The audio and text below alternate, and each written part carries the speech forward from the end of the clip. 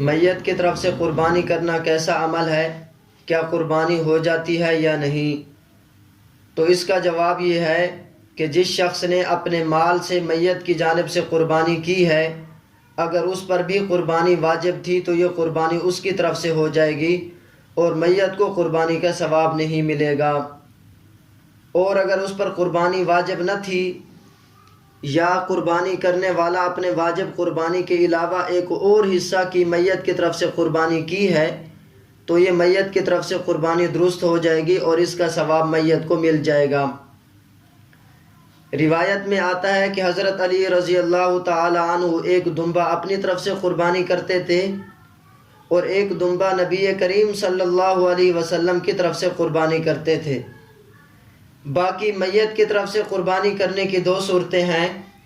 Number 1، اگر مرحوم نے قربانی کرنے کی وصیت کی تھی اور اس نے اپنے پیچھے اتنا مال چھوڑا ہے تو اس کے ترکہ کے 1/3 حصہ سے اس کی وصیت کو پورا کرنا لازم ہے، اور اس قربانی کے گوشت کو صدقہ کرنا ضروری ہے۔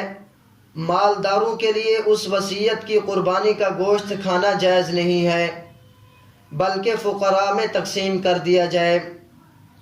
نمبر 2، اگر میت نے قربانی کرنے کی وصیت نہیں کی تھی بلکہ کوئی عاقل بالغ شخص اپنی خوشی سے میت کے لیے اپنے مال سے قربانی کرتا ہے تو یہ قربانی حقیقت میں قربانی کرنے والے کی طرف سے ہوگی اور اس قربانی کا ثواب میت کو پہنچے گا، اور اس قربانی کا گوشت مالدار اور فقیر سب کھا سکتے ہیں۔ اس دوسری صورت میں میت کی طرف سے قربانی کرنے کے 2 طریقے ہیں۔ نمبر 1، میت کے نام پر ایک حصہ یا ایک چھوٹے جانور کی قربانی کی جائے۔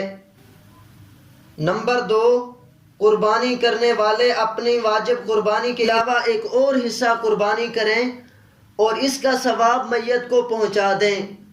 دونوں صورتیں صحیح ہیں۔